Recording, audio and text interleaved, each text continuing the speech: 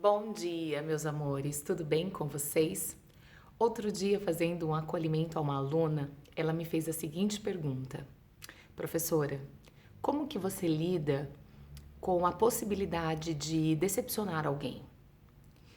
E aí eu fui muito sincera com ela, porque eu entendo que nós só conseguimos transformar a vida de alguém se nós mostramos as nossas vulnerabilidades, se nós falamos das nossas fragilidades, se nós possibilitamos que as pessoas viajem dentro do nosso mundo e entendam que nós superamos, mas que nós também temos as nossas questões, os nossos conflitos, enfim, as nossas vulnerabilidades. E aí eu olhei para ela e disse: Olha, por muitos anos eu me preocupava em agradar as pessoas. Eu me preocupava se eu iria decepcionar as pessoas, e aí eu ficava pensando, o que eu poderia fazer para agradar aquela pessoa? Como que eu poderia reagir para agradar aquela outra pessoa? O que eu deveria falar para ser acolhida no geral, para ser amada, né? E aí eu comecei a perceber que agradar as pessoas fazia com que eu não me agradasse.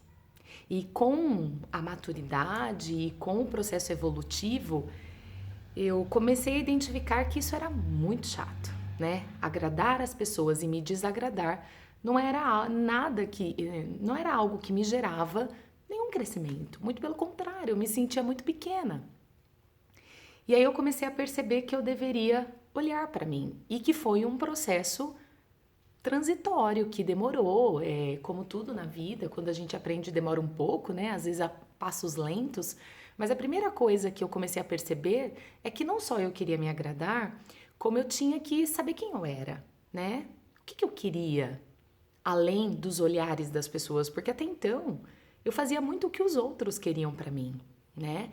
E eu sempre fui extremamente metódica, toda organizada, então o mundo me cobrava isso. E quando eu falhava, eu era muito perseguida. Nossa, mas se a Cláudia não fez, mas se a Cláudia errou, e eu comecei a perceber o quão mal aquilo me fazia.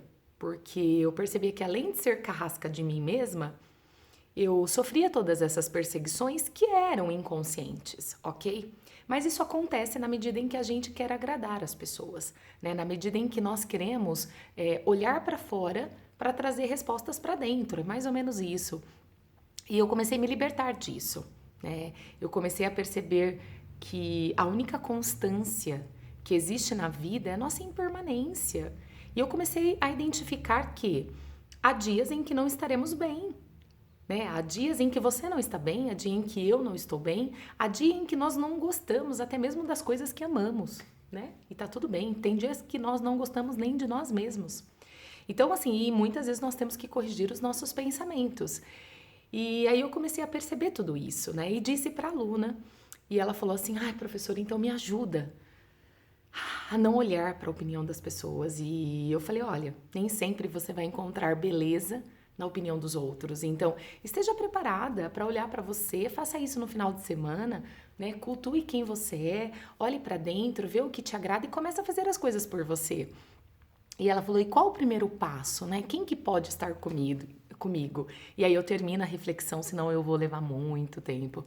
Eu disse assim para ela: "Escolha hoje, estar com pessoas, e essa pode ser a dica para você, que façam você perceber que o mundo é melhor porque você existe".